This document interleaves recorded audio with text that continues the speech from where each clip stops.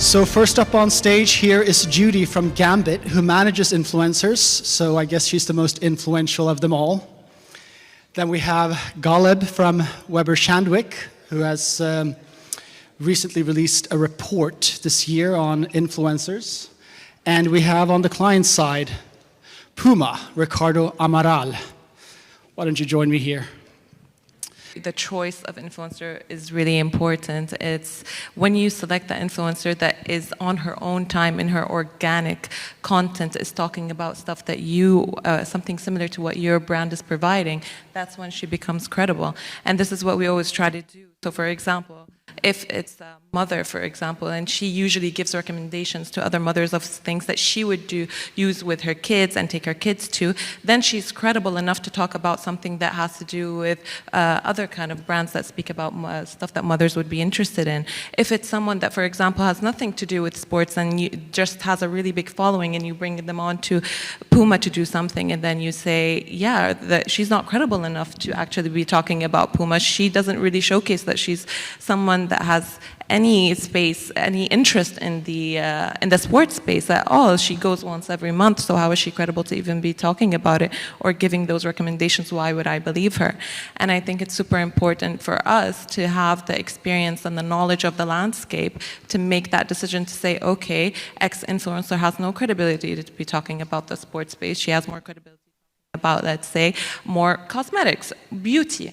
Why is a beauty influencer talking about the sports space, and so on and so forth? So I think it's super important, and this is where you'll see that some people, as you were saying, are influencers just because they have that big following and they have eyeballs on them, but they are not influential. They are not able to really affect someone's decision to make a purchase, and that's what brands are looking for, and that's why it's super important to pick the right people that are credible within that space that you're looking for.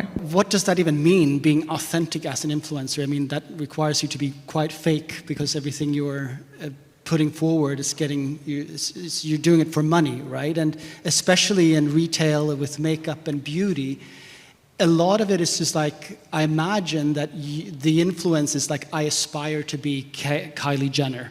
I don't necessarily care if she's authentic or not, but she has a huge audience, and I imagine that leads to more sales. So first I'm going to say one thing. You definitely cannot fake authenticity. Maybe once, twice, but you cannot fake authenticity, not on the long term, at least. So I say that these very celebrities, well, Kylie Jenner is a celebrity, and yes, she has a lot of eyeballs on her, but she's not relatable. And at the end of the day, this is why right now micro-influencers are working more than the mega and the celebrities, is because they are more relatable. They give you content that is authentic because they're giving you things that they would use on their daily. And you see this really on TikTok a lot, and that's why TikTok is a great platform right now, and it's getting those numbers. It's because people go on there less polished, you know, very raw, that you have the get readies with me, you see the products that she's using in real life and all of that, and that's what actually triggers people to make these purchasing power, because they see them being in real life, she's using them, she's giving you really authentic reviews and so on and so forth, and this is what really gets that engagement, and that's what really is influential, because yeah, she's credible enough to talk about it, number one. Number two, she's giving me a real life experience, and third of all, she's relatable, and that's super important. She'd be talking to you about a story that you're engaged in, and also using a product which you can see the direct impact of it. If it's foundation, whatever it is, you see it in real life, so you're able to actually listen to the story, be engaged, and also you're able to kind of get that key messaging of your brand, if it's a beauty brand, across of how effective that product is. So this is where it comes to play, and this is where we're creating that kind of engaging content and getting those subtle messages for your brand. So I believe we're, as a communication agency or PR agencies, we're the, if you want, the tender of a client and influencers. We're the matchmakers. We're trying to find which best influencer can work with that brand based on certain criteria. And with the rise of the geopolitical instability in the region, we notice in the last year and this year, a lot of influencers, they take a decision, let's say, to work with certain brand based on these brands' political status or political point of view, even if that's correct or not correct. So the reputation of these brands. So value of brands, reputation of brands, it's playing a major role in an influencer decision to work with them. At the same time, the brands, they want to find an influencer who's authentic, who is relevant to them, who have a kind of similar or close persona to their brand, because you will never find a government client want to work with, if you want, most of the time, lifestyle brands, lifestyle influencers. They want to work with more a kind analysis, maybe, or more corporate or more serious influencers. I'm not saying they're lifestyle, they're not serious, but the business, the industry. So matchmaking, finding that influencer that will work with that brand and will tell the story of that brand in the most creative, engaging, authentic way. Going back to authenticity, what we found in our survey as well, that the freedom of creative is a key for influencer to work with brands. And that's a challenge usually with brands, because the brand will come to you saying, okay, this is my brief, this is what I want to achieve, go get it. Then when you come back as an influencer to them with your thoughts, then they will start going like millions of meetings and feedback sessions to get it the way the brand wanted. But this is not what their audience want, and this is not reflection of them. And if it's not reflection of that influencer persona or style, then their audience they will not engage with, and then it will be a failure. So finding that balance between getting what the brand want, what the influencer style or getting the creativity, and engaging with the audience, that's our job as an agency, is to help that matchmaking between the brand and the influencer. I imagine when you work with influencers, there are so many chefs involved and many days just for a post that is supposed to look very spontaneous. I'm curious, how many influencers do you work with on a monthly basis? On a monthly basis? What, are we talking Q4? Because Q4 is difficult. I would say like in the hundreds. I mean, right, like this month now, because obviously we have so many clients and so on, and they have different things happening, events and so on. We're talking more than hundreds a month. So it's a crazy number. And I just want to add something to what Ghaleb was saying, which I agree with so much. It's that, and this goes back into the topic of authenticity. Sorry. But basically, the thing is that when you pick an influencer that, let's say, for example, uses their platform for dark humor, all right? Yeah. And they're able to do brand collaborations and ads using this dark humor. And then a brand comes on board and says, okay, we want to leverage the audience of this influencer, but we want to control the humor. We want to put a limit to it. We want to cap it. The thing is, when their viewers are looking, what they're expecting from this influencer is dark humor. They're expecting something specific. When they don't get that, they immediately scroll up. They don't want it because they're not expecting that kind of content from this influencer. Mind you, if another influencer that usually does that kind of content has the same video, they'll accept it. But if it's coming from someone that's known for their dark humor, they don't want it, they don't expect it, they don't want anything but that dark humor. And do you see what I mean? This is where the freedom of creativity really comes to play. Let the influencer do what you're paying them to do. It sounds like your job is to manage the client and keeping them out of the way of the influencers. It's a two-way street, I would say. But definitely, I feel like when you're suggesting an influencer to the client needs to understand that they're not just getting the audience, they're getting the influencer. And this goes back into what Ghaleb was saying, that it's the person behind the handle, and that's super important. You need to own up to, okay, this influencer, I'm picking them, the full package. Their content direction, what they're all about, their values, everything. Am I aligned with that? Then great. Then let them do what they know what to do. They were able to get these followers because of their content direction. And this is what I want to leverage. So let me give them the space to do what I want, but in their own way. So the key messaging will be there, but in their own creative space. As long as there's no red flags, they should be able to work with their own freedom. So Ricardo, you've been very successful in building the running club community, and that's what your competitors are also doing, running their own running clubs. And that, I guess, is as authentic as it gets. There's no money changing hands, and it's a lot of legwork, pun intended. Tell us about Literally, exactly. how that has been, how that working with influencers in that way compared to paid sponsorships or influencer agreements, and is that more effective? Without a doubt, yes. We actually don't even call them influencers. So there's two ways to look at it. There's athletes, which they may or may not work with us on a contractual basis. So if yes, then they're exclusive and they can only work with us, as in within the sports world.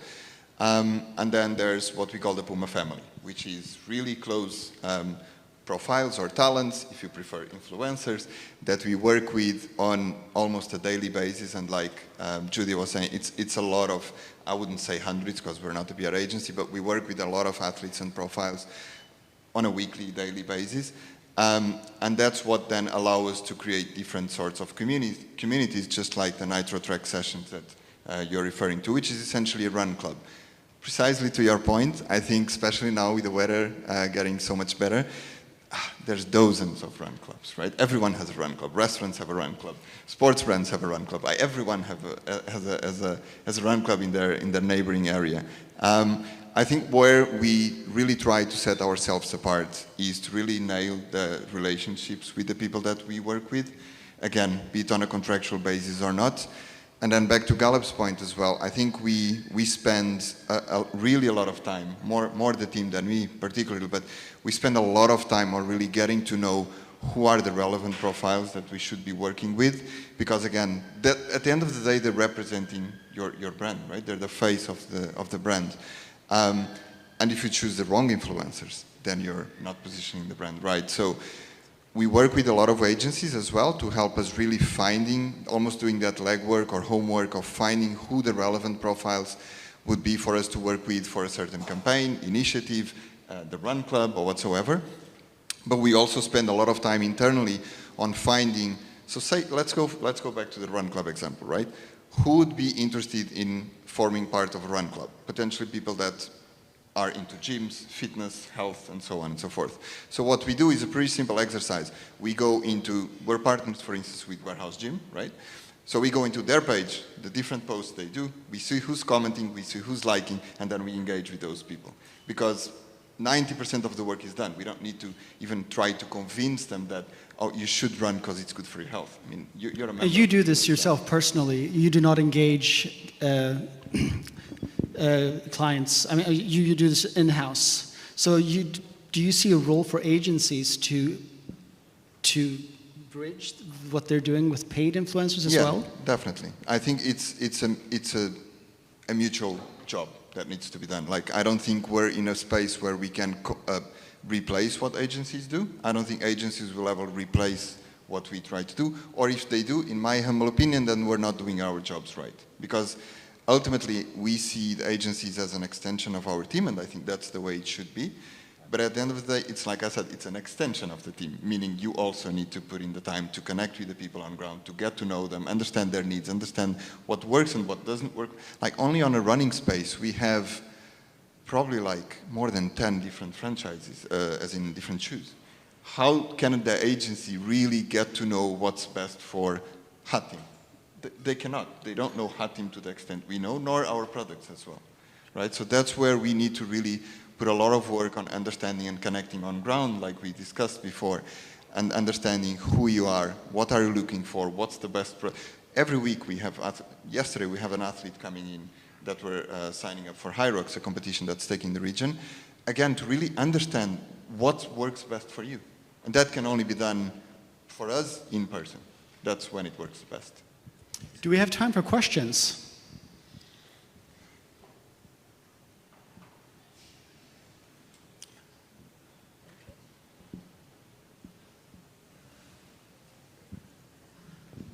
Hi, thank you for this interesting topic.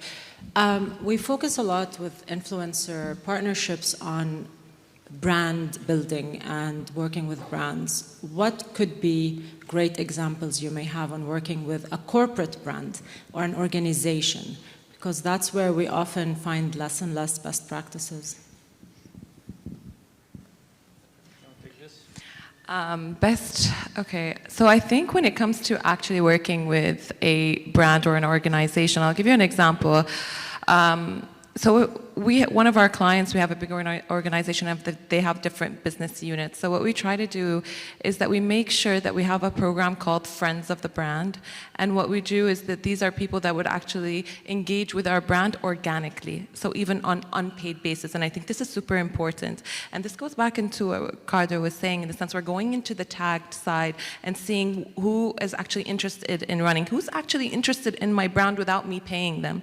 Because then half of the work is already done. And this is something that we do a lot for our clients, because we want to see people that would, let's say, go to our places, that go to our brands and so on without us paying them. So that's what we do. We find people that would organically interact with this organization, and then we go to them and we build a relationship where we're constantly working with them and building that relationship.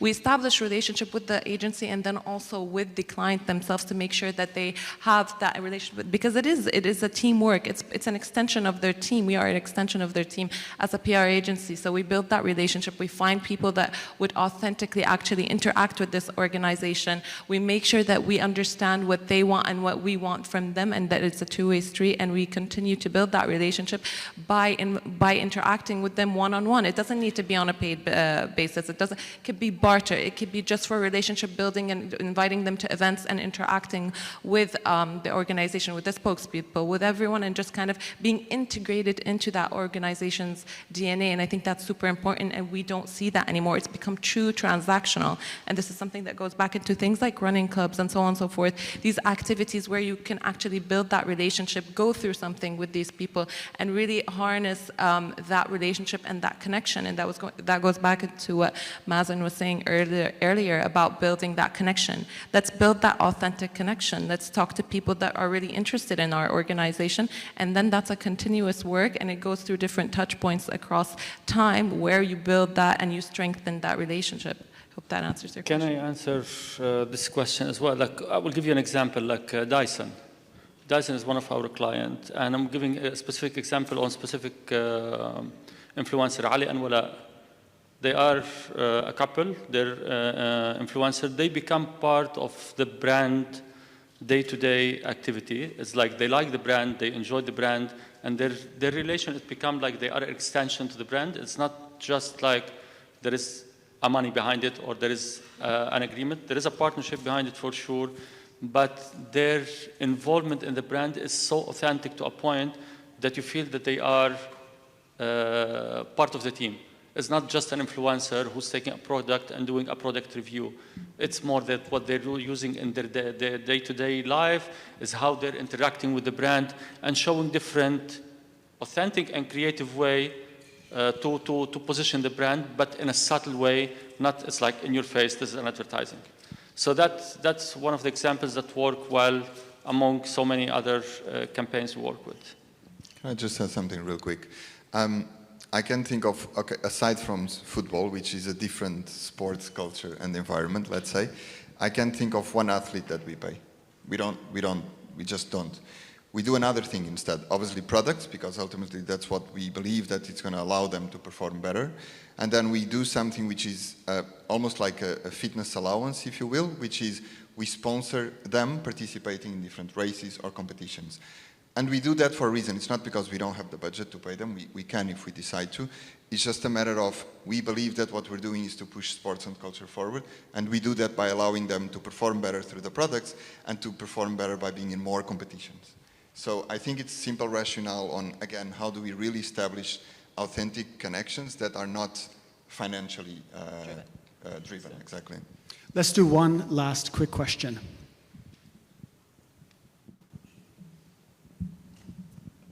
Hi, thanks very much. Really interesting discussion. I particularly like your comments, Judy, about authenticity and alignment with the influencers. I just had a question because you're talking a lot about choosing the right influencer, but I wondered about your experiences in terms of when if it all goes wrong.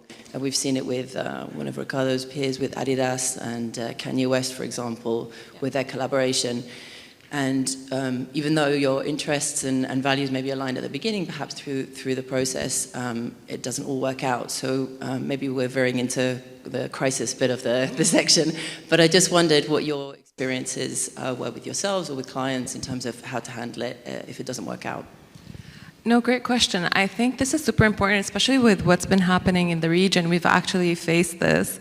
And I think it's a situation where you need to manage the relationship from both sides, in the sense where if there's a contract in place and so on and so forth, you need to be able to find, let's say, a phase-out situation where you phase out the relationship slowly. It cannot be a clear cut, because then you're going to have some backlash from audience and so on and so forth. It needs to be a phase-out situation. And then you have to put that, what does that even look like? How do we phase it out? How do we make sure that, for instance, when a time where specifically, let's talk about the time where a lot of brands were being boycotted, we had to be very specific. Okay, let's stop comms right now. All right, we're not going to, let's say, terminate the relationship, but we need to kind of have this blackout phase where we're not talking right now, we go silent, and then we have to manage slowly that phase out relationship after the blackout phase is actually gone. So I would say that it really is a situation where you have to bring down the relationship slowly and make sure that you're saying the right things at the right time, and I think this is super important. Knowing when to stay silent and knowing when to actually be active is super important, and this is where kind of brands sometimes push it, in the sense where there are sometimes where they're paid money for content to go out, and we come in as consultants and tell them, listen, you need to not talk right now because your brand right now isn't being perceived in the right way.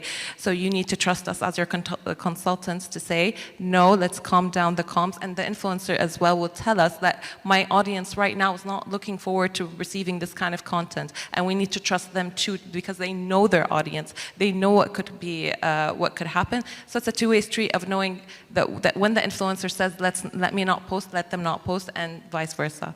I hope that answers your question. All right. I think that is a good note to end on. Thank you very much. Thank you.